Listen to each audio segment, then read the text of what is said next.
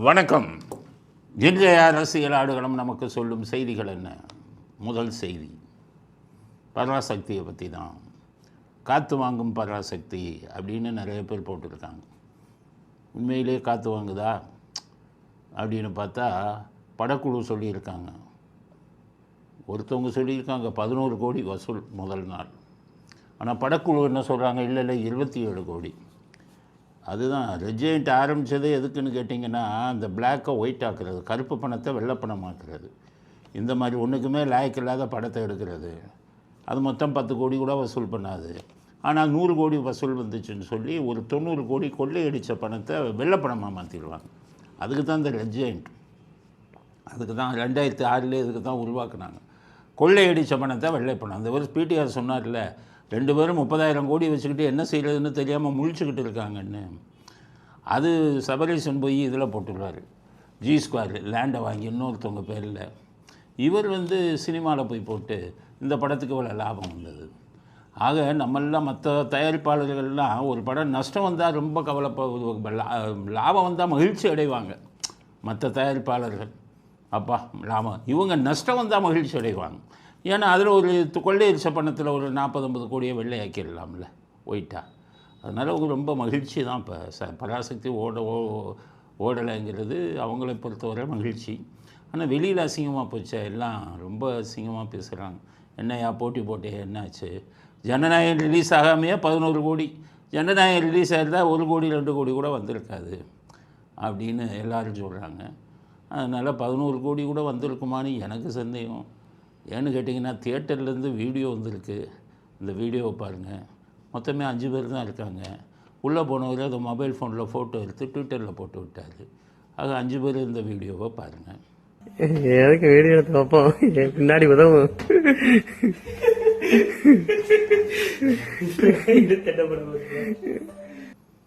அதில் வேடிக்கை என்ன தெரியுமா? இந்த 5 பேர் போகிறாங்களே, இவங்களும் இந்த விஜய் கட்சி ஆளுங்க தான் போகிறாங்க. டிவிக்கு அவங்க தான் போகிறாங்க. அவங்க போகிறாங்கன்னு எப்படி சொல்கிறீங்கன்னு கேட்பீங்கல்ல. உள்ளே போகிறவங்கெல்லாம் திமுக தீய சக்தின்னு தியேட்டருக்குள்ளே கோஷம் போடுறாங்க. அப்போ இந்த வீடியோவை பாருங்கள்.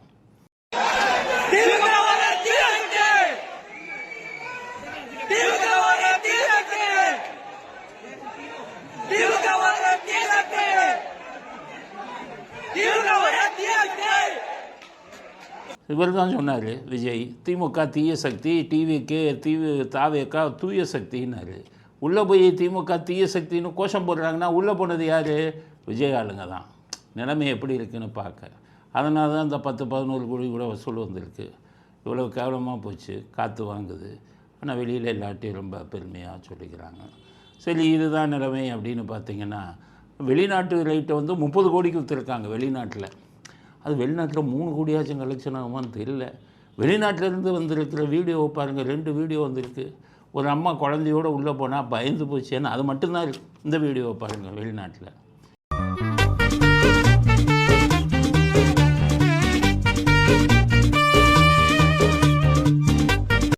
இன்னொரு வீடியோவும் போட்டிருக்காங்க. வெளிநாட்டில் கூட்டமே இல்லை, காலி தியேட்டர் போட்டிருக்காங்க. ஆக சிவகார்த்திகேயனை ஒழிச்சிட்டாங்க டிஎம்கே இந்த படத்தில் நடிக்க வச்சு. ஏன்னு கேட்டிங்கன்னா, அவருடைய அமரன்னு ஒரு படம், அது 50 கோடி வந்தது முதல் நாள் வசூல். இன்னொன்று மதராசின்னு வந்தது தோல்வி படம், அதை விட கம்மியாக வசூல் பண்ணி பராசக்தி படம் அதை விட தோல்வி படம் அப்படின்னு நிரூபிச்சிருச்சு. அதனால் திமுகவோட ராசி கூட யார் போனாலும் உங்கள் காளி. வடிவேலு காலியான மாதிரி சிவகார்த்திகேயனும் இதோட காலி அப்படி. ஏன்னா எல்லாத்தையும் வெறுப்பை சம்பாதிச்சிட்டார். எல்லாரையும் எதிரியாக பார்க்குறாங்க. திமுகவை பிடிக்காத அத்தனை எதிர்கட்சிகளும், தாவேக்கா கட்சியும் சரி, அதிமுக, பிஜேபி எல்லோரும் சிவகார்த்திகேயனை இவர் திமுகக்காரர் அப்படின்னு ரொம்ப எதிரியாக பார்க்குறாங்க. ஏன்னா படத்தை எடுத்தது இது இந்தி திணிப்பு அப்படின்ட்டு உள்ளே. அப்போ எல்லோரும் நினச்சாங்க, ஓ தமிழ் பற்று அதிகம் அவங்களுக்கு.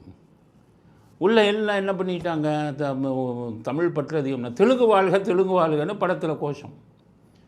இதை பார்த்தோன்னே எல்லாருக்கும் குழப்பமாயிடுச்சு. தமிழ் வாழ்கன்னு இல்லை சொல்லணும், தெலுங்கு வாழ்கன்னு ஏன் சொல்கிறாங்க? இந்தியை எதிர்த்தாங்கன்னா தமிழுக்கு ஆதரவாக தானே வரணும், ஏன் இப்படி சொல்கிறாங்க அப்படின்னு கேட்டிங்கன்னா, அது அப்படியே கணக்கு கூட்டி கழித்து போனீங்கன்னா அது ஓங்கோல் வரை போய் நிற்கும். அந்த பாசத்தில் தான் தெலுங்கு வாழ்கைன்னு சொல்லிக்கிறாங்க அப்படின்னு சொல்லி ஒரு சில பேர் சொல்கிறாங்க. ஒரு வயசானவர் ரொம்ப அவர் என்கிட்ட பேசினார். ஐயா பார்த்தேன்னு. உங்களுக்கு வயசு என்ன? எனக்கு 80 வயசுன்னாரு. ஓ எப்படி இருக்குதுன்னு கேட்டீங்கன்னா, சார் இந்தி திணிப்புன்னு சொன்னாங்க. நான் உள்ளே போய் பார்த்தா கருணாநிதி திணிப்பு தான் பண்ணியிருக்காங்க. கருணாநிதி திணிப்பா? என்ன புது கதை சொல்கிறீங்களே என்னன்னு கேட்டால், நீங்கள் அண்ணா காலத்துலேருந்தே எனக்கு தெரியும் சார். அண்ணா ராபின்சன் பூங்காவில் திமுகன்னு ஆரம்பிக்கும் போது பக்கத்தில் இருந்தது நெடுஞ்செழியன். கருணாநிதி அந்த கூட்டத்திலேயே இல்லை, ராபின்சன் பூங்காவிலே அவர் இல்லை திமுக ஆரம்பிக்கும் போது. அதனால் அதுக்கப்புறம் அவருக்கு நெடுஞ்செழியனை ரொம்ப பிடிக்கும். அதனால் ஒவ்வொரு கூட்டத்திலையும் பார்த்தீங்கன்னா நெடுஞ்செழியனை தான் பக்கத்தில் உட்கார்ப்பார். 67 ஆட்சிக்கு வந்து சட்டசபைக்கு போகும்போது கூட 2ஆம் இடம் நெடுஞ்செழியனுக்கு தான் கொடுத்தாரு. ஆனால் இந்த படத்தில் அண்ணாவுக்கு பக்கத்தில் கருணாநிதி இருக்கிற மாதிரி காமிக்கிறாங்க. அப்போ இது இந்தி திணிப்பா கருணாநிதி திணிப்பான்னு என்கிட்ட கேட்குறாரு. நான் படம் பார்க்கலங்க, நான் அந்த படத்தெல்லாம் பார்க்க மாட்டேன். அதனால் என்னுடைய காசு இங்கே போக்கு நல்லவர்களுக்கு போகணும், நான் பார்க்குறது. என்ன சார் இப்படி சொல்கிறீங்க? அண்ணாமலையே பார்க்க சொல்கிறாருங்கிறார். அண்ணாமலை பார்க்க சொன்னாரான்னு பார்த்தா அப்புறம் தான் தெரியுது. அண்ணாமலை சொல்கிறார், எல்லோரும் அந்த படத்தை பாருங்கள். ஏன் பார்க்கணுமா? அதாவது காங்கிரஸ்காரங்க எவ்வளோ அட்டூழியம் பண்ணாங்கன்னு தெரிஞ்சுக்கணுமா? காங்கிரஸ்காரன் அட்டூழியம் பண்ணது எல்லாருக்குமே தெரியுமா? அது என்ன இதை போய் பராசக்தி படத்தை பார்த்து தான் தெரிஞ்சுக்கணுமா? நீங்கள் என்ன பராசக்தி படத்துக்கு இது வியாபாரம் பண்ணுறீங்களா, இல்லை கேன்வாஸ் பண்ணுறீங்களா? அதுதான் கேட்குறேன் அண்ணாமலைகிட்ட. அண்ணாமலை சொல்கிறதெல்லாம் யாரும் கேட்காதீங்க, போய் பார்க்காதீங்க. அவர் திமுகவுடைய வலது கை. அவர் வெளியில் திட்டுற மாதிரி திட்டுவார், உள்ளுக்குள்ளே திமுகவுக்கு ஆதரவு பண்ணுவார். கருணாநிதி சமாதி போய் தொட்டு கும்பிட்டவர் இல்லை. அந்த பாசத்தில் பராசக்தியை எல்லோரும் பாருங்கள், ஏன்னா காங்கிரஸை பற்றி நீங்கள் தெரிஞ்சுப்பதுக்கிறதுக்காக பாருங்கள் அப்படின்னு சொல்கிறாரு. அதனால் இந்த மாதிரி பல எல்லா வகையிலும் தோல்வியை தழுவியது பராசக்தி. அதை வந்து ஒத்துக்க மாட்டேங்கிறாங்க. இப்போ காங்கிரஸில் வந்து அந்த படத்தில் காங்கிரஸை பற்றி ரொம்ப தாக்கிட்டாங்க. காங்கிரஸ்காரனுக்கு தான் சொரணையே இல்லைல்ல. தமிழ்நாடுக்கு இப்போ தான் கொஞ்சம் சொரணை வந்துருக்கு. சொரணையே இல்லை. ஏன்னா இவர் என்ன சொல்கிறார், இந்த படத்தை பார்த்ததுக்கப்புறம் செல்வ பெருந்தகை நான் வந்து இதுக்கு போக போகிறேங்கிறார், டெல்லிக்கு. எப்படி போக போகிறேங்கன்னா 10,000 பேரை கூட்டிகிட்டு போகிறாராம். 10,000 பேரை கூட்டிகிட்டு போனால் என்ன ஆகும் தெரியுமா? தமிழ்நாட்டில் இருந்து 10,000 பேர் திரண்டு நரேந்திர மோடியை உங்கள் வீட்டை தமிழ்நாடு காங்கிரஸ் கமிட்டியின் சார்பாக இந்திய தேச மக்களின் சார்பாக முற்றுகையிடுகிறோம் என்ற போராட்டத்தை நாம் அறிவிப்போம். அவர் எதுக்குன்னா மோடியை வந்து மோடி வீட்டை முற்றுகையிட போகிறாராம். அதுக்கு 10,000 பேரை கூட்டிகிட்டு போகிறாராம். மோடி வீட்டை நீங்கள் எதுக்கு முற்றுகையிடணும்? நீங்கள் போனோன்னா ஸ்டாலின் வீடை தான் போய் முற்றுகையிடணும். உங்கள் காங்கிரஸை தான் இந்திய அரக்கின்னு சொல்கிறார். 10,000 பேரை கூட்டிகிட்டு நீங்கள் ஸ்டாலின் வீட்டை போய் முற்றுகையிடுங்க. நீங்கள் என்ன இதுக்கு போகிறேங்கிறீங்க? மோடி வீட்டை போய் அங்கே டெல்லிக்கு போகிறதுனா என்ன கதை தெரியுமில்ல உங்களுக்கு? 10,000 பேருக்கு எப்படி புக் பண்ணுவீங்க? எந்த ட்ரெயினில் கூட்டிகிட்டு போவீங்க? ஒவ்வொருத்தருக்கும் இங்கேயே 1000 ரூபா, டெல்லிக்கெல்லாம் கூட்டிகிட்டு போனால் 10,000 ரூபா அவனே கேட்பான். அதுக்கப்புறம் ஃப்ளைட் சார்ஜு இல்லை ட்ரெயின் சார்ஜு எல்லாத்தையும் சேர்த்திங்கன்னா ஒரு ஆளுக்கே 1,00,000 ரூபா இருக்கும். அவ்வளோ பணம் வச்சுருக்கீங்களா? ஸ்டாலின் ஆட்சியில் தான் நீங்கள் நிறையா சம்பாரிச்சிட்டிங்க அப்படின்னு சொல்லி தான் சங்கு சங்கர் சொன்னார். அதுக்கு தான் ஜெகர் பாபு வச்சுக்கிட்டு எல்லாத்தையும் ஆட்கள் எல்லாம் வீட்டுக்கு அனுப்புனீங்களே. அதனால் நீங்கள் எங்கே போய் விசுவாசத்தை காட்டுறீங்க? உங்கள் இந்திரா காந்தியை அரக்கின்னு சொல்கிறாங்க. அதுக்கப்புறமா நீங்கள் மோடியை எதிர்த்து போகிறீங்களான்னு கேட்குறேன். இந்திரா காந்தியை அந்த படத்தில் இந்திரா காந்தி படத்தை போடுறாங்க, இந்திய அரக்கின்னு. இவங்களுக்கே சரித்திரம் தெரியல. ஸ்டாலின் அந்த உதயநிதி உங்களுக்கே சரித்திரம் தெரியலன்னு தானே அர்த்தம். இந்திரா காந்தியை ஏன்ப்பா அரக்கிங்கிறீங்க? இந்திய எதிர்ப்பு போராட்டத்துக்கும் இந்திரா காந்திக்கு என்ன சம்பந்தம்? எல்லாம் சரித்திரத்தை படித்தீங்களா? ஒன்றும் படிக்காமல் படம் எடுத்துறது.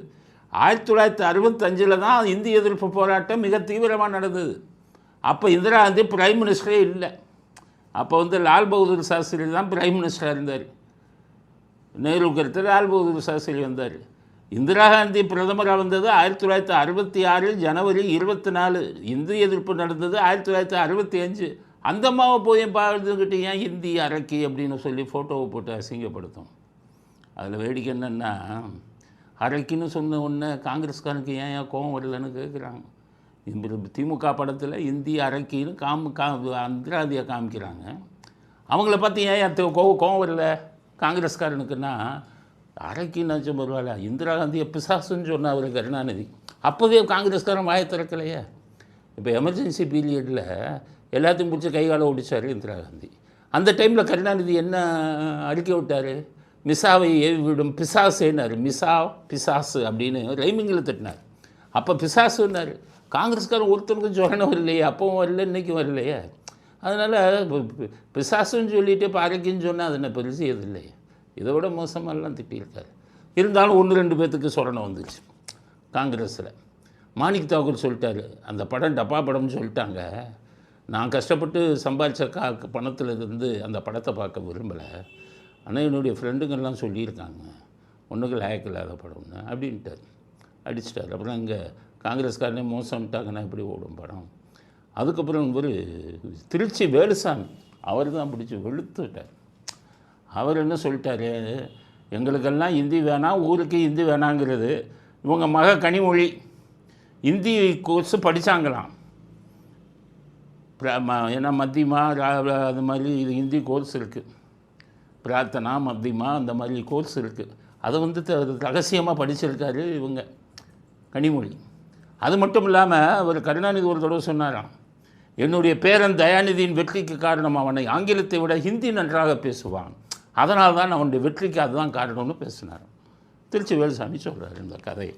அப்போ இவங்க குடும்பத்துக்கு மட்டும் பார்த்துக்க ஹிந்தி வேணும், ஊரான் வந்து கெடுக்கட்டு போட்டுன்னு நினைக்கிறாங்க. வேலுசாமி பேசின இந்த வீடியோவை பாருங்கள். காங்கிரஸ் தான் இந்தியை திணித்ததாம், இவர்கள் தான் எதிர்க்கிறார்களாம். அந்த இந்திய எதிர்ப்பு என்பதை இந்த நேரத்திலே சொல்ல வேண்டிய கட்டாயம் இருக்கிறது. எனக்கு ஹிந்தி தெரியாது, இங்க இருக்கிற பல பேருக்கு ஹிந்தி தெரிய வாய்ப்பில்லை. ஆனால் அந்த குடும்பத்தை சேர்ந்த ஒரு மேலவை பாராளுமன்ற உறுப்பினராக இருக்கிற ஒரு பெண்மணி, அந்த குடும்பத்தை சேர்ந்தவர் இந்தியிலே படித்து பட்டம் பெற்றிருக்கிறாரா இல்லையா? அந்த குடும்பத்தில் இருக்கிற ஒரு இளைஞர் மத்தியில் அமைச்சராக இருந்தபோது அன்றைய முதலமைச்சரிடம் கேட்ட நேரத்தில் எப்படி இந்த இளைய வயதிலேயே அவன் சிறப்பாக பணியாற்றினான் கேட்டபோது அவனுக்கு ஆங்கிலத்தை விட இந்தி மிக நன்றாக தெரியும், ஆகவே அவனுக்கு அங்கே மரியாதை இருக்கு என்று சொன்னாரா இல்லையா? இப்போ தெரியும்ல உங்களுக்கு திமுகவோட லட்சணம். திருச்சி வேலுசாமியை சொல்லு. ஆனால் அதில் திருச்சி வேலுசாமி மாதிரி ஒரு சில பேர் தான் அந்த ஒரு திமுகவை வெறுக்கிறது. திமுகவை வந்துக்கிட்டு அரக்கின்னு சொன்னாங்க, பிசாசுன்னு சொன்னாங்க, எல்லாம் காங்கிரஸ்காரன் தொடச்சி போட்டுட்டு தான் பின்னாடி போனான். அன்றைக்கி என்ன நடந்தது? வெறும் இந்த அரக்கி மட்டும்தானா, பிசாசு மட்டும்தானா? ராஜீவ் காந்தி கொல்லப்பட்டார். அப்போ என்னாச்சு? திமுக வந்து ஒரு கூட்டணி மந்திரி சபையில் இருந்தாங்க. காங்கிரஸ் வெளியிலேருந்து அந்த மந்திரி சபைக்கு ஆதரவு கொடுத்தாங்க 97. அப்போ சீதாராம் கேசரிங்கிறவர் தான் காங்கிரஸ் தலைவர். அப்போ ராகுல் காந்தி கொல்லப்பட்ட உடனே அதில் சிபிஐ விசாரணை சரியில்லை அப்படின்னு சொல்லி ஜெயின் அப்படிங்கிற ஜட்ஜு தலைமையில் ஒரு கமிஷன் போட்டாங்க. 97 அந்த கமிஷன் தன்னுடைய அறிக்கையை வெளியிட்டது. அதில் என்ன சொல்லிடுச்சுன்னா, ராஜீவ்காந்தி கொலையில் வந்து திமுகவுக்கும் பங்கு இருக்குமோன்னு சந்தேகம் இருக்குது, கருணாநிதியை விசாரிக்கணுன்ட்டாங்க. உடனே காங்கிரஸ்காரன்லாம் குதிச்சான். 97 திமுகவே கூட்டணி மந்திரி சபையை விட்டு வெளியேற்றணும், இல்லைன்னா நாங்கள் கொடுக்கும் ஆதரவை வாபஸ் வாங்குவோம்ட்டாங்க. கருணாநிதி அசிங்கப்பட்டு சரின்னு கூட்டணி மந்திரி சபையை விட்டு வெளியேறினார். வெளியிட்டு தான் பிஜேபி பக்கம் போனார்.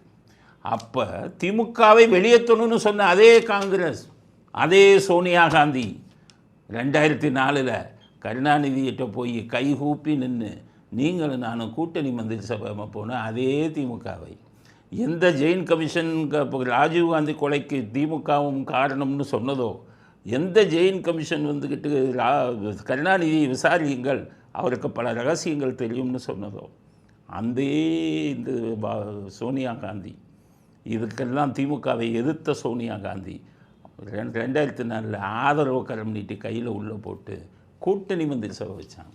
அப்போ காங்கிரஸ்காரவங்களுக்கு எது சொரணே கிடையாது.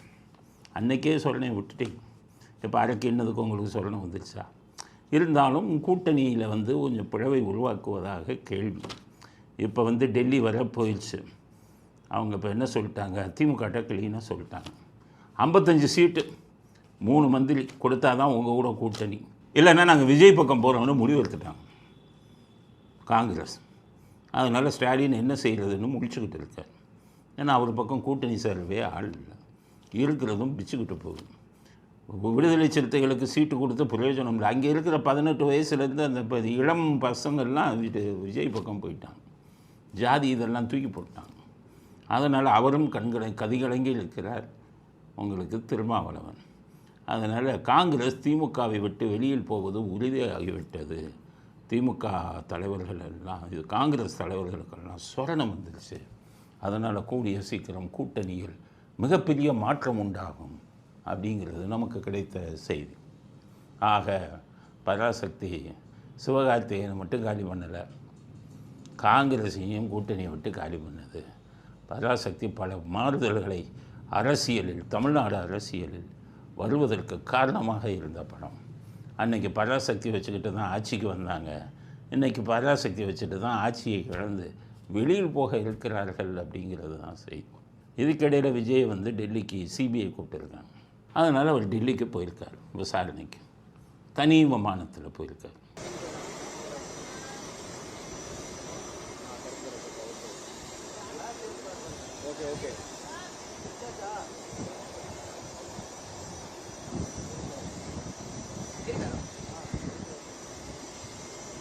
தனி விமானம் ஏன் போகலான்னா, அம்மா உங்களை நம்ப முடியாதுப்பா, விமானத்துக்கே பாம்பு வச்சுருவீங்கள்ல, அதுதான் பயந்துக்கிட்டு அவர் தனி விமானத்தில் போயிருக்கார். கருப்பு சட்டை போட்டு போயிருக்கார். எல்லாம் கேட்குறான், ஏன்டா கருப்பு சட்டை? நாங்கள் தான்டா கருப்பு சட்டை போடுவோம், நீங்கள் ஏன் போட்டீங்க? நீங்கள் பொழப்பு இல்லாமல் எதுக்கு கருப்பு சட்டை போட்டீங்க? அந்த காலத்தில் சுதந்திரத்துக்கு அடைஞ்ச உடனே திமுக காரன் ஏன் கருப்பு சட்டை போட சொன்னான்னா, இன்னொரு சட்டை வாங்குறதுக்கு வக்கு இல்லைப்பா. கருப்பு சட்டை போட்டால் எவ்வளோ அழுக்காக இருந்தாலும் வருஷத்துக்கு ஒரு தடவை துவைப்பான், அதே ஒரு சட்டையே போட்டுக்கிட்டு இருப்பான். அதுக்கு வசதியாக உருவாக்கப்பட்டது தான் கருப்பு சட்டை. ஆனால் இவர் ஏன் கருப்பு சட்டை போட்டாருன்னா 41 பேர் செத்துருக்காங்க. அது சம்மந்தமாக விசாரணை நடக்குது. தன்னுடைய இதை தெரிவிக்கணும் அப்படிங்கிற இதுக்காக, சோகத்தை தெரிவிக்கணுங்கிறதுக்காக கருப்பு சட்டை போட்டு போயிருக்காரு அப்படிங்கிறது தான் செய்தி. 7 மணி நேரம் விசாரணை போயிருக்கு. 7 மணி நேரம் விசாரணை முடிஞ்சிருச்சு. நாளையும் விசாரணை நடக்கும் அப்படிங்கிறாங்க. இதுக்கிடையில் செல்வ பெருந்தகை சிங்கத்தின் வாயில் போய் மாட்டிக்கிட்டாராம் விஜய். சிங்கம் வாயில் தானாக மாட்டிக்கொண்ட ஒரு கதை சொல்வார்கள். மாட்ட போகிறதே வேறு, அது வெயிட் பண்ணுங்க இவங்களே, செல்வ பெருந்தகை வெயிட் பண்ணுங்க, மாட்ட போகிறது யாருன்னு சொல்லி எதிர்பார்க்காத ஆள் மாட்ட போகிறாரு. எல்லாம் ரெடி ஆயிடுச்சு. செஞ்ச பாவம் நீங்கள் மட்டும் காவல்துறையை கையில் வச்சுக்கிட்டு வேண்டாதவனெல்லாம் கைது பண்ணீங்களே, அவன் சிபிஐ வச்சுருக்கிறவன் கரெக்டாக கைது பண்ணுவானா இல்லையா? எலெக்ஷன் டைமில் யாரை கைது பண்ணணுமோ கரெக்டாக எலெக்ஷன் டைமில் கைது பண்ணுவாங்க. எலெக்ஷன் முடிஞ்ச ரிசல்ட் வந்த உடனே ரிலீஸ் பண்ணுவாங்க. அப்போ தான் உங்களுக்கு பெயில் கிடைக்கும். எல்லாம் பாவம் செய்தவர்கள் எல்லாம் ஜெயிலுக்கு போகிறாங்க கரூர் விஷயத்தில். அதனால் சிங்கத்தின் வாயில் மாட்டியது விஜய் அல்ல, திமுகவின் முக்கிய தலைவர்கள். காத்திருங்கள் செல்வ பெருந்தகை, ஜெயில் இது தொடரும். மற்றவங்கள ஜெயிலுக்கு அனுப்புனீங்கல்ல, அவங்க சாவெல்லாம் சும்மா விடுமா அவங்களுக்கு? அதனால் விஜயுடைய டெல்லி பயணம் வந்து நாளையும் தொடர்கிறது. நாளையும் விசாரணை ஆரம்பிக்கும். இதுக்கிடையில் இவங்க நம்ம வானதி சீனிவாசன் அவங்க பயங்கரமாக பேசுவாங்க. அவங்களும் திமுக அப்பப்போ இது ஒரு தடவை ஒன்றிய அரசுனே பேசுனாங்க. அந்த மாதிரி அவங்க என்ன சொல்லிட்டாங்க தெரியுமா? இன்றைக்கி விஜய்க்கு வந்து டெல்லி போலீஸார் எப்படி பாதுகாப்பு கொடுக்குறாங்கன்னு பாருங்கங்கிறாங்க. இந்த பக்கம் பிள்ளையும் கிள்ளி விட்டு தொட்டிலையும் ஆட்டின கதை இது. டெல்லியில் அவ்வளோ பாதுகாப்பு கொடுத்தா பாஜக வந்து அவங்களுக்கு சப்போர்ட் பண்ணுதுன்னு சொல்ல வர்றாங்க. சப்போர்ட் பண்ணால் தாவேக்கா சுப்ரீம் கோர்ட்டில் கேஸ் போட்டிருக்காங்க. இந்த இது விஷயமா, சென்சார் விஷயமா, படத்தை ரிலீஸ் பண்ணுறதுக்கு தான் கேஸ் போட்டிருக்காங்க. வேறு எதுக்கு போட்டாங்க? பாவம் அந்த தயாரிப்பாளர் கோடிக்கணக்கில் வச்சுட்டாங்க. பொழப்பு போயிருமே. இப்போ ஒட்டு மொத்தத்தில் இவ்வளவு சேர்ந்துட்டான். எல்லாம் விஜய்க்கு சப்போர்ட்டு. திமுகனா என்னங்கிறத இப்போ அமீர் மாதிரி ஆட்கள் புரிந்து கொண்டார்கள். ஆனால் இன்னும் புரியாதவன் இந்த ரஞ்சித் 2-3 இவங்க வந்து எப்போவுமே புரிய மாட்டாங்க. எப்போவுமே ஜாலியாக தான் அந்த குரூப். திமுகவில் வந்து இவ்வளவு விஷயம் நடந்தும், விஜய்க்கு அநீதி நடந்தும், தந்து காவத்து இதில் திரைப்படத்துறையில் இன்னும் கருப்பாடுகள், திமுகவின் கருப்பாடு உட்காந்துக்கிட்டு இருக்காங்க. எல்லாம் சப்போர்ட் பண்ணுறாங்க. ஆனால் ஒட்டுமொத்த திரையுலகமும் விஜய்க்கு ஆதரவாக இருக்குது. அது அவங்க என்ன சொல்கிறாங்க, உங்களுக்கு டெல்லி போலீஸ் பாதுகாப்பு கொடுத்துட்டாங்கன்னு சொல்லி சுப்ரீம் கோர்ட்டில் கேஸுக்கு போட்டிருக்காங்க. எனக்கு வந்து சென்சார் சர்டிஃபிகேட் கொடுங்கன்னு. அதுக்கு ஏன் பாஜக வயிறு எறிகிறீங்க? கேவியட் மனு போய் போடுறாங்க. அதாவது விஜய்க்கு ஆதரவாக எங்களை கேட்காமல் எந்த ஆர்டரும் கொடுக்கக்கூடாதுன்னு. அப்போ இன்னொருத்த பழப்பில் கை வைக்கிறது தானே. பாஜக ஆரம்பிச்சிட்டிங்க, இருக்கிற ஓட்டும் உங்களுக்கு விழுகாது. இந்த மாதிரி பண்ணிங்கன்னா அதிமுகவுக்கு சொல்லிடுறேன், பாஜக வந்து மக்கள் செல்வாக்கை இழக்கப் போகிறார்கள், இழந்து கொண்டிருக்கிறார்கள். ஏன்னா இதில் வந்து விஜயுடைய ரசிகர்கள் மட்டும் விஜய்க்கு சப்போர்ட் பண்ணலை, நடுநிலையாளர்கள் தமிழ்நாட்டு மக்கள் பலதரப்பட்டவங்களும் பார்த்துக்கிட்டு இருக்காங்க. நீங்கள் என்ன பண்ணுறீங்கன்னு. நீங்கள் இந்த மாதிரி பண்ணுறீங்கன்னா எல்லா மக்களுடைய வெறுப்பையும் பாஜக சம்பாதிக்க வேண்டியது வரும், சம்பாதித்து கொண்டிருக்கிறது. புரிஞ்சுக்கோங்க. விஜயை பிடிக்கலைன்னா அது வேறு விஷயத்தில் நீங்கள் பண்ணிக்கோங்க. விஜய் வந்து கிறிஸ்தவருங்கிறாங்க, அதெல்லாம் வேறு இதில் பேசிக்கோங்க. ஆனால் இந்த பிரச்சனையில் நீங்கள் எல்லாருமே பார்த்தது பண்ண திமுக வந்து ஆதரவு, திமுக உள்ள வேலை உள்ளே இருந்து பிஜேபி அவங்கள ஒன்றா சேர்ந்துக்கிட்டு இந்த வேலையெல்லாம் பண்ணுனா மக்களின் ஓட்டை பூரா இழந்து விடுவீர்கள். அதைத்தான் சொல்கிறேன். பிராமணர்கள் தான் நிறையா ஓட்டு போடுவாங்க உங்களுக்கு. பிராமணர்களை எப்படி உங்களுக்கு ஓட்டு போட வைக்காமல் இருக்க முடியுங்கிறது எனக்கு தெரியும். அது வேணா பிராமணர்களை சிந்திக்க தெரிந்தவர்கள், படித்தவங்க, உண்மையானவங்க. யார் திமுகவை நீங்கள் எதிர்க்கிறீங்கிறதுக்கு ஒரே காரணத்துக்காக உங்களுக்கு ஓட்டு போட மாட்டாங்க. நடுநிலைமையாக செயல்படுங்க. ஆளுங்கட்சியில் இருக்கீங்க, மனசாட்சியுடன் செயல்படுங்க. பாவம் இல்லையா? அதெல்லாம் ஒருத்தர் பழப்பை கெடுக்கலாமா? அரசியல் ரீதியாக மோதிக்கங்க. எலெக்ஷனில் நிற்கும்போது அவரை எதிர்த்து என்ன வேணாலும் பண்ணுங்கள். பெரிய ஆட்களை நிறுத்தி தோக்கடிக்கணும்னு பாருங்கள், அதெல்லாம் தேர்தல். ஆனால் அவர் படத்தை கெடுத்து 500 கோடி செலவு பண்ணதை இது பண்ணி மற்ற சினிமா துறையவே காலி பண்ணணும்னு நினைச்சிங்கன்னா தமிழ்நாட்டு மக்கள் பார்த்து கொண்டு இருக்க மாட்டார்கள். அப்படிங்கிறது நான் பிஜேபிக்கு நான் செய்தியாக சொல்ல விரும்புகிறேன். அதுக்கு அடுத்தது இந்த எலெக்ஷன் இதில் இப்போ திமுகவுக்கு கூட்டணிக்கு ஆள் கிடைக்கல. ராமதாஸை போய் பிடிக்கிறாங்க, பேச்சுவார்த்தை பண்ணுறாங்க. அவருக்கும் வேறு வழி இல்லை. ஒன்று விஜய் பக்கம் போகணும், இல்லைன்னா திமுக பக்கம் போகணும். அவர் மட்டும் உங்கள்கிட்ட பேசிக்கிட்டு இருக்காராம். ஆனால் பாமக தொண்டர்களுக்கும் அதிமுக தொண்டர்களுக்கும் அந்த இது வந்து ரொம்ப ரொம்ப கம்பேட்டபிலிட்டி ரொம்ப கரெக்டாக இருக்கும். ரெண்டு பேரும் கெமிஸ்ட்ரி நல்லா ஒர்க் அவுட் ஆகும். பாஜக பாமகக்காரங்க அதிமுகனா உயிரை விடுவாங்க. அதனால் நம்ம வந்து இவருக்கு எதிர்ப்பானவர்கள் அன்புமணி அவர்கள் அப்பா ராமதாஸ் முகத்தில் முதுகுல குத்துனதை நம்ம ஏற்றுக்கொள்ளவே இல்லை. இருந்தாலும் இப்போ அவர் பிஜேபிக்கு போயிட்டார். அதனால் வந்து ராமதாஸ் திமுகவுக்கு போகணுன்னு நினைக்கிறத நம்மால் ஏற்றுக்கொள்ள முடியாது. திமுக என்பது தீய சக்தி. அது விஜய் சொன்னதுக்காக நான் சொல்ல, விஜயும் சொந்தமாக சொல்லவில்லை. எம்ஜிஆர் வந்து 1977 சொன்னது தான் அவங்க சொல்கிறாரு, திமுக தீய சக்தி. அதனால் தீய சக்திக்கு உடன்பட்டு போனீங்கன்னா ராமதாஸ் அவர்களுக்கு நம்ம வந்து இனிமேல் ஆதரித்து பேச முடியாது அப்படிங்கிறது தான். இதுக்கிடையில் ஜான் பாண்டியன் அவர் வந்து ஒரு கட்சி வச்சுருக்கார். அது தேவேந்திர குல வேளாளர்களுக்கெல்லாம் சாதகமான ஒரு கட்சி. அவங்களோட கூட்டணி பேச்சு நடக்குதுன்னு சொல்லி சம்பந்தம் இல்லாதவர் சொல்கிறார். ராமதாஸ் இன்னும் பேசிக்கிட்டு இருக்காரு. அப்புறம் ஜான் பாண்டியன் வந்துக்கிட்டு இருக்காரு. இப்படி பல பேர் வர்றாங்க. ராஜகண்ணப்பன் சொல்கிறார், திமுக தலைமையில் சொல்லணும். ராஜகண்ணப்பன் சொல்கிறாரு, நாங்கள் ஜான் பாண்டியனோட இது பண்ணுறோம் கூட்டணி. ஜான் பாண்டியன் போன எம்பி எலெக்ஷனில் பாஜகவோட இருந்தவர். இப்போ ஜான் பாண்டியன் ஏன் சொல்கிறாருன்னா, அவர் நிற்க போகிறது முதுகுளத்தூர். அங்கே ஆட்டம் கண்டு போச்சு. அங்கே இருக்கிற திமுக மாவட்ட செயலாளர்களே ஒரு தோக்கடிக்கணும்னு உறுதியாக இருக்கிறார். நம்ம தோற்று போயிடுவோமோன்னு சொல்லி அங்கே கொஞ்சம் தேவேந்திர குல வேளாளர்கள் அதிகம். ஜான் பாண்டியன் சொன்னால் அவங்க கேட்பாங்கன்னு சொல்லி கண்ணப்பன் கனவு வாங்குகிறார். ஆனால் தேவேந்திர குல வேளாளர்கள் 18 வயசுலேருந்து 30 வயசு வரை இளைஞர்கள்லாம் ஜாதியை தூக்கி போட்டு இப்போ விஜய் பக்கம் வந்துட்டாங்க. அதனால் அங்கே அவங்களோட கூட்டி இவர் சுயநலத்துக்காக இவர் ஒரு தொகுதியில் ஜெயிக்கணுமா முதுகுளத்தூரில், அதெல்லாம் நடக்காது மிஸ்டர் கண்ணப்பன், மறந்துடுங்க. இந்த தடவையே நல்லா கொள்ளையடிச்சுக்கங்க. இன்னும் ஒரு 2-1.5 மாதம் இருக்குது. இன்னமே திருப்பி எம்எல்ஏ ஆக முடியாது, மந்திரி ஆக முடியாது. முதுகுளத்தூர் தொகுதியில் இருந்துக்கிட்டு எப்படி ஜாதி பிரிவினையை உருவாக்கி கொண்டிருக்கிறீர்கள், ஜாதி தீயை எப்படி பண்ணிக்கிட்டு இருக்கீங்கன்னு தெரியும். யாதவா பெருமக்கள்லாம் வந்து மிகப்பெரிய பாரம்பரியம் உள்ளவங்க. உங்கள் பின்னாடி இந்த எலெக்ஷனில் வரமாட்டாங்க.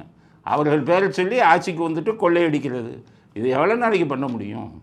அதனால் நீங்கள் போகாத கட்சியே இல்லையே. திமுக போனீங்க, அதிமுக போனீங்க, இப்போ திமுகவுக்கு வந்துட்டீங்க. இடையில எத்தனை கட்சி போனீங்க, தனி கட்சி ஆரம்பிச்சிங்க. அதனால் ஜான் பாண்டியன் அவர்களுக்கு சொல்கிறோம், திமுகவுடன் சேர்ந்தால் உங்களுடைய ஆதரவை நீங்கள் இழக்க நேரிடும். காரணம், இளைஞர்கள் எல்லாம் ஜாதியை தூக்கி போட்டாங்க. எல்லோரும் விஜய் பக்கம் இருக்காங்க இளைஞர்கள். அதனால் உங்களை காப்பாற்றிக்கணும்னா ஒன்று அதிமுக பாஜக கூட சேருங்க, இல்லைன்னா விஜய் கூட சேருங்க. திமுகவுடன் என்றும் சேராதீர்கள்ங்கிறத ஜான் பாண்டியனுக்கு வேண்டுகோளாக விடுக்கிறோம். அடுத்து இன்னொரு செய்தி, டெல்லிக்கு போனாலும் விஜய் வெளியில் வந்து பார்த்தா டெல்லி வாழ் தமிழர்கள் பூரா குழந்தை குட்டியோடு வந்துக்கிட்டு கொடி காட்டுறாங்க. நம்ம கூட்டம் பூரா இப்போ இன்றைக்கி இருக்கிற அரசியல்வாதி பூரா 500 1000 கொடுக்கலன்னா ஒரு பேர் வர்றது தயாராக இல்லை. சுத்தமாக கட்சிக்காரனே வர தயாராக இல்லை. எல்லா கட்சியும் புரிஞ்சுக்கிட்டான். எல்லா கட்சியும் 100 500 இல்லை 1000 எல்லா கட்சியும் தான் நான் சேர்த்து சொல்கிறேன். ஆனால் விஜய்க்கு வந்து பணம் கொடுக்க மாட்டேங்கிறாங்க. டெல்லியில் பணம் கொடுத்தா கூட்டிகிட்டு வந்தாங்க. எல்லாம் குடும்பம் குட்டி குழந்தை குட்டியோடு வந்து நிற்கிறாங்க. இந்த வீடியோவை பாருங்கள்.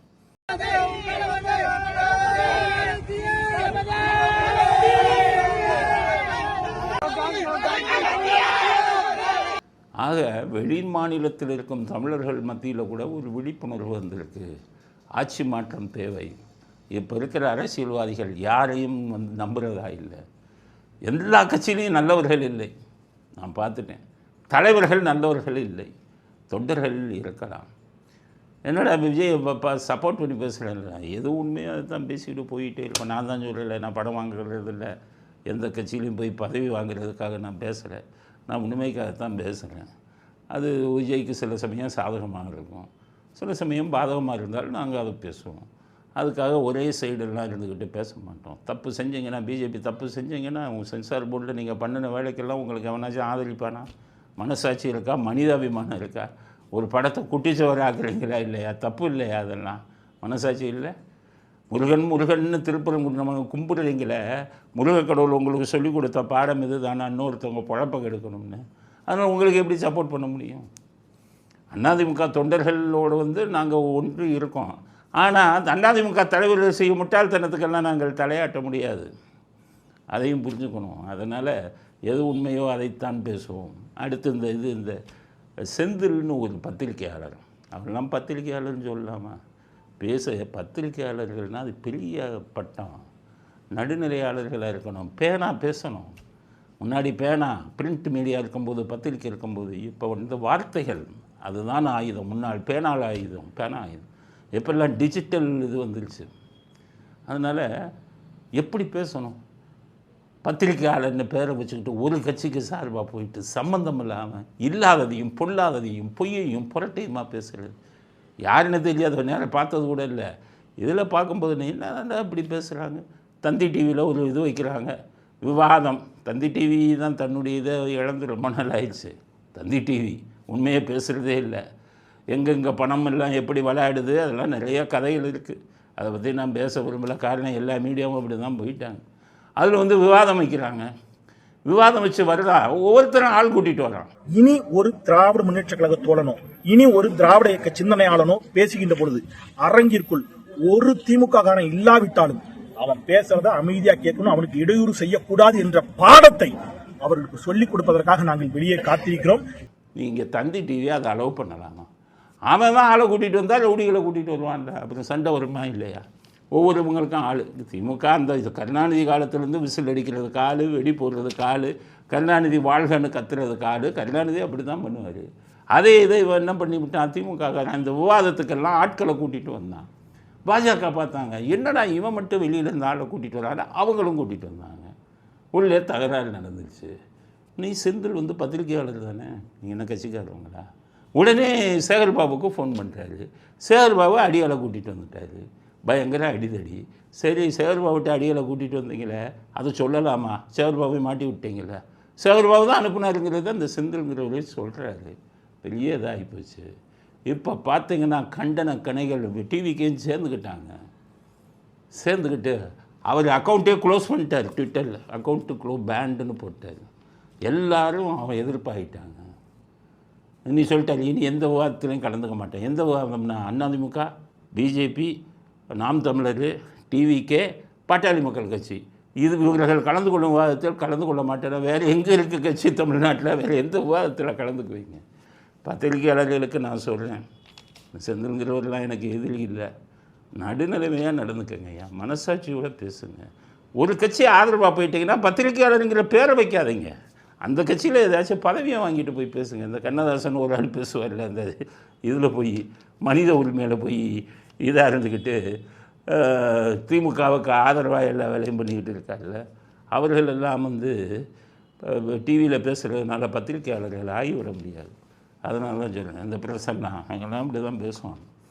நான் அவங்களோடெல்லாம் விவாதத்தில் கலந்துக்கிட்டு தான் நான் முடிவு பண்ணேன், இனிமேல் டிவி விவாதத்திலே நம்ம கலந்துக்கக்கூடாது. அதனால் செந்தில் அவர்கள் செய்தது தான் தவறு. அந்த வீடியோவையே பார்த்தோம். அந்த வீடியோவை நீங்களே பாருங்கள், நீங்களே முடிவு செய்யுங்கள். அதனால் திமுக ரவுடி கலாச்சாரம் உள்ள கட்சிங்கிறது மீண்டும் நிரூபிக்கப்பட்டிருக்கிறது. தந்தி டிவியில் இன்னமே இந்த மாதிரி விவாதங்கள் நடத்துவதாக இருந்தால் மற்றவங்களுக்கு சம்பந்தப்பட்டவர்கள் யாரை கூட்டிகிட்டு வந்தால் உள்ளே விடாதீங்க. அதுதான் ஒரு நல்ல ஆரோக்கியமான விவாதத்தை உருவாக்கும். என்னை பல தடவை கூப்பிட்டாங்க, தந்தி டிவி எல்லா தொலைக்காட்சியிலையும் கூப்பிட்டாங்க, வரவே மாட்டேன் விவாதத்துக்கு அப்படின்ட்டு. காரணம் விவாதமாக நடத்துகிறீங்க. அதனால் செந்தில் அவர்கள் மீது தான் தப்புங்கிறது நம்முடைய கருத்து அப்படிங்கிறத நம்முடைய இறுதி கருத்தாக பதிவு செய்ய விரும்புகிறோம். இத்துடன் இன்றைய அரசியல் ஆடுகளம் நிறைவு பெறுகிறது. மீண்டும் நாளை புதிய செய்திகளுடன் உங்களை சந்திக்கிறோம். நன்றி, வணக்கம், ஜெயந்த்.